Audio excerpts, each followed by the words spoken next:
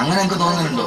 അല്ല, മുടി വരട്ടെ വരാതിരിക്കട്ടെ നമുക്കെന്താ. എന്നാൽ യഥാർത്ഥത്തിൽ ഇസ്ലാം ഏറ്റവും നന്നായിട്ട് വളർന്നത് ഫിറഔന്റെ കൊട്ടാരത്തിലാണ്. ഫിറഔൻ വന്നാലേ ഇസ്ലാം വളരും. അങ്ങനെയാണ്, ഫിറഔന്റെ കൊട്ടാരത്തിലാണ് ഇസ്ലാം വളർന്നത്.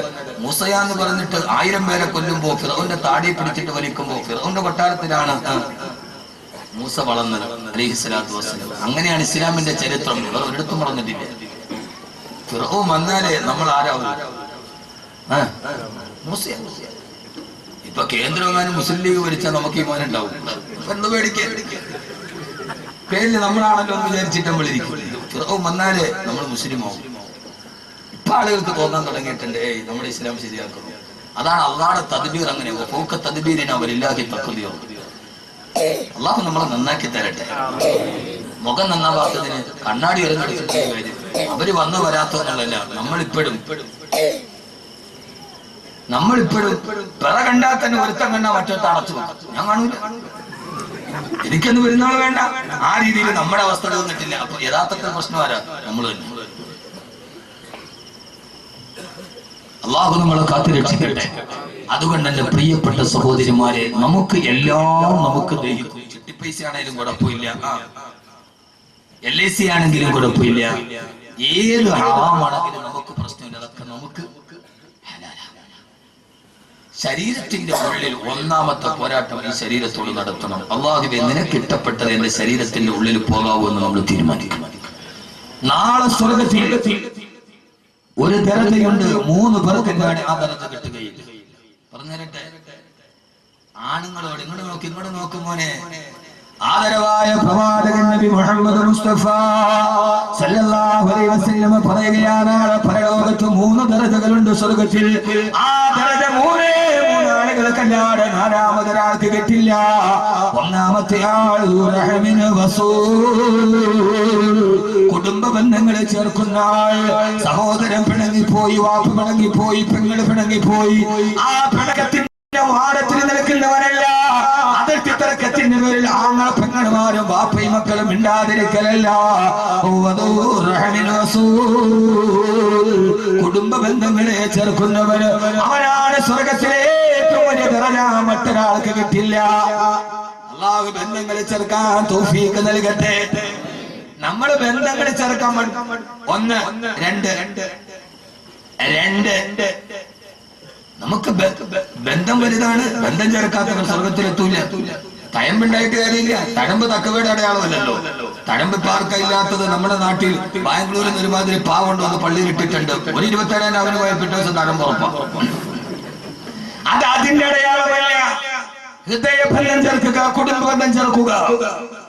രണ്ടാമത്തെ അല്ലാഹുവിന്റെ പ്രവാചകൻ നബി മുഹമ്മദ് മുസ്തഫ സല്ലല്ലാഹു അലൈഹി വസല്ലം പറയുകയാ, കേൾക്കാനൊക്കെ ഓരോരുത്തരോടും രാവിലെ മുതൽ വൈകുന്നേരം വരെ അങ്ങാടി കടയിൽ പോയി, പാറക്കോറിൽ പോയിട്ട് കരിങ്കല്ല് ചുമന്നിട്ട് വൈകുന്നേരം ഭാര്യ മക്കൾക്ക് ചോറ് കൊടുക്കുന്നവരെ, അങ്ങനെ പരവൂര് പോയിട്ട് ചപ്പാത്തിച്ചാള എടുത്തുകൊണ്ടുവന്ന് തറയിൽ ചുമന്നിട്ട് വൈകുന്നേരം വരെ അധ്വാനിക്കുന്നവരെ അല്ലാഹുവിന്റെ റസൂൽ പറയാനാണ്, പരലോകത്ത് ചെല്ലുമ്പോ ഒരു പ്രതിഫലം നിനക്കുള്ളത് മറ്റൊരാൾക്ക് കിട്ടില്ല. അതാരെന്നറിയോ?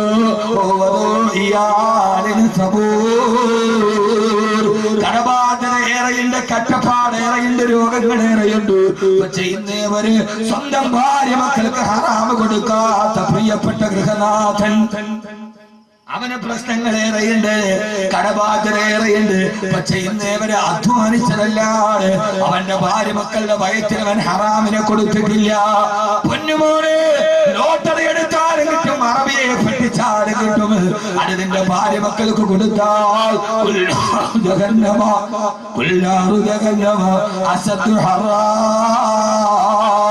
കത്തിക്കാളുന്ന നരകത്തെ നീ എന്തുകൊണ്ട് ഭയക്കുന്നില്ലെന്ന് വിശുദ്ധ ഖുർആൻ. അതുകൊണ്ട് ശരീരത്തിന്റെ മോഹത്തിന്റെ പുറകെ പോകരുത്. രണ്ടാമത്തെ ആൾ തന്റെ ഭാര്യക്കും മക്കൾക്കും ഒരു ഹറാമും അള്ളാഹു നമ്മളോട് എത്തിക്കട്ടെ. മോനെ, വലിയ ഇബാദത്തൊക്കെ കുറവാണെങ്കിലും ജീവിതത്തിൽ ചില മൂല്യങ്ങളുണ്ട്. ആ മൂല്യങ്ങൾ പിടിച്ചാൽ സ്വർഗത്തിലെത്താൻ വലിയ ബുദ്ധിമുട്ടൊന്നുമില്ല. നമ്മുടെ ശരീരത്തിന്റെ പകുതി ഉടനെ സ്വർഗത്തിലെത്തിക്കാൻ ഒരു വഴിയാൻ പറഞ്ഞത്. അതരട്ടെ, ഈ സാധനത്തെ ശ്രദ്ധിച്ചാൽ മതി. ഇത് നോക്കുമ്പോൾ ഇത് സൂക്ഷിച്ചാൽ നമ്മുടെ ഉടലിന്റെ പകുതി സ്വർഗത്തിൽ പോകും. ബാക്കി ഉടലിന്റെ പകുതി പിന്നെ നിസ്കാരം നോക്കുമ്പോൾ ഉണ്ടാകും. ഇനി പകുതി ഉടൽ കയറിയാൽ തന്നെ അതിനെ അതോടെ വെളിയിലാക്കുന്ന ഈ സാധനമാണ്. ഇതിനെ അങ്ങോട്ട് സൂക്ഷിച്ചാൽ അതാ നബിതങ്ങൾ പറഞ്ഞത്, രണ്ട് കാര്യം എനിക്ക് ജാമ്യം തന്നാൽ നിങ്ങൾക്ക് ഞാൻ സ്വർഗത്തിന് ജാമ്യം നൽകും. ഒന്ന് നിങ്ങളുടെ നാക്ക്, മറ്റൊന്ന് നിങ്ങളുടെ മുഖ്യസ്ഥാനം. യഥാർത്ഥത്തിൽ എനിക്ക് തോന്നാറുണ്ട്, ഈ ഹദീസുകൾ കേട്ടോ കേട്ടില്ല, രണ്ട് കാര്യത്തിൽ നിങ്ങൾ എനിക്ക് ജാമ്യം നൽകിയാൽ നിങ്ങൾക്ക് ഞാൻ സ്വർഗത്തിന് ജാമ്യം നൽകാൻ പരലോകത്ത്. ഒന്ന് നാക്ക്, രണ്ട് മുഖ്യസ്ഥാനം. നാക്കും മുഖ്യസ്ഥാനവും തമ്മിലുള്ള ബന്ധം എന്താ? രണ്ടവയവാണല്ലോ ലഭ്യങ്ങൾ. ഇത് തമ്മിലുള്ള ബന്ധം എന്താ?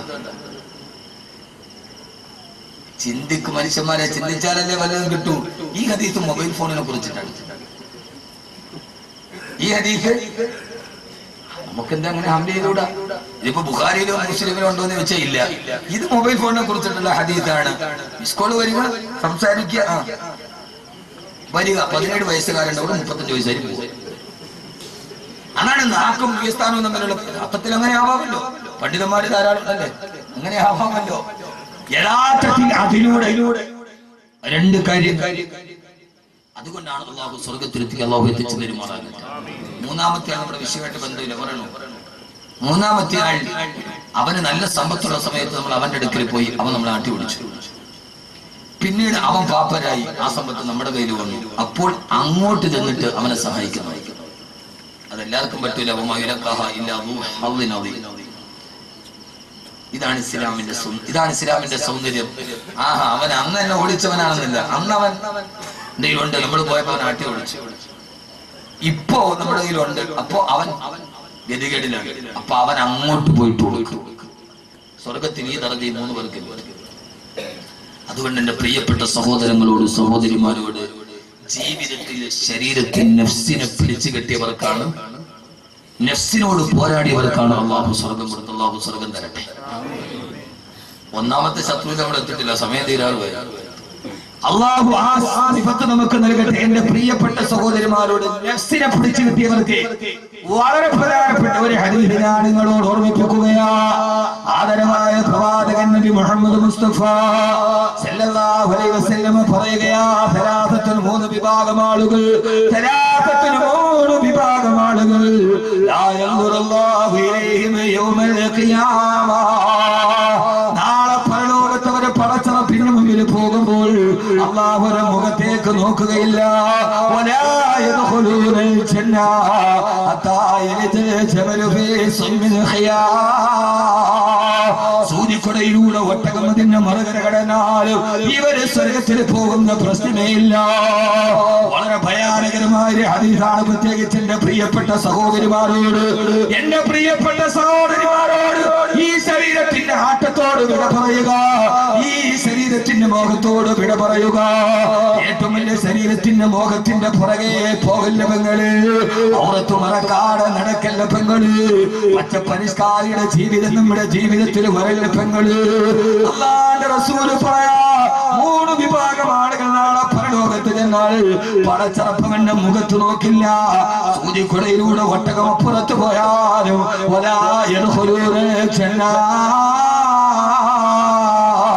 ഇവര് സ്വർഗത്തിൽ കടക്കുകയില്ല.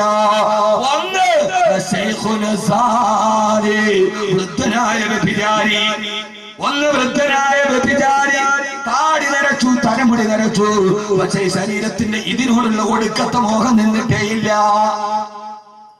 മനസ്സിലായോ?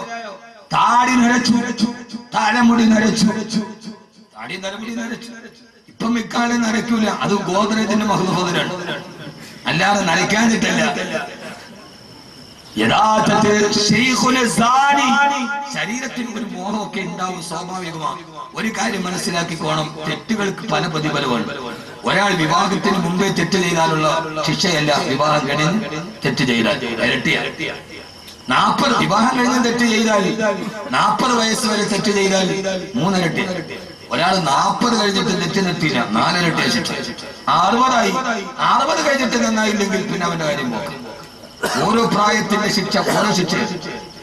60 ആകുമ്പോ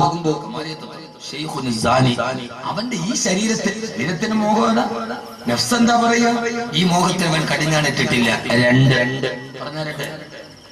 രണ്ടാമത്തെ പറയട്ടെ മനുഷ്യന്മാരെ, രണ്ടും മൂന്നും. രണ്ടാമത്തേത് പെണ്ണ് കേൾക്കുക, മൂന്നാമത്തേത് ആണ് കേൾക്കുക. ഇത് പറയാതിരിക്കാൻ തരമില്ല. രണ്ടാമത്തേത് മറ്റാരുമല്ല, വമ്രത്തുന് മുത്തറച്ചില, പുരുഷവേഷം ധരിച്ച പെണ്ണ്.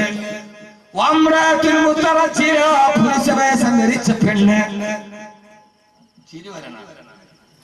പുരുഷവേഷം ധരിച്ച പെണ്ണ്.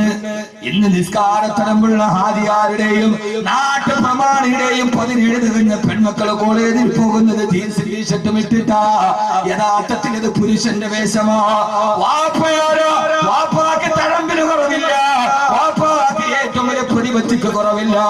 അവന്റെ പെൺമക്കള് ഇറച്ചിക്കടയിലെ പോത്തിന്റെ കാല് തൂക്കിയിട്ടിന് മാറി ഇറച്ചി കച്ചവടത്തിന് പോകുന്ന പെൺമക്കൾ. എന്റെ ഭാഷ കടുത്തു പോയാൽ നിങ്ങൾ പുറമനൊന്നുമാക്കണം. പണ്ടൊക്കെ മലബാറിൽ കണ്ട അതേ അവസ്ഥ നമ്മുടെ നാട്ടിലേക്ക് വരികയാ. ഓരോ കല്യാണത്തിന് ആഡിറ്റോറിയത്തിന് പോകുമ്പോ വിവാഹചന്തയിൽ മാത്സര്യ ബുദ്ധിയോടെ കോടികൾ എറിഞ്ഞ് പകിട കളിക്കുന്ന സമുദായത്തിന് ആർഭാട കല്യാണത്തിന്റെ നടുവിൽ തീർച്ചയായിട്ടുമിട്ട് ഈ പെൺമക്കൾ മുഴുവനും അഴിഞ്ഞാടുമ്പോ പൊന്നുമോളെ നാളെ പരലോകത്ത് നീ പോയി നിൽക്കുമ്പോ പടച്ചറപ്പ് നിന്റെ മുഖത്തേക്ക് നോക്കുകയില്ല.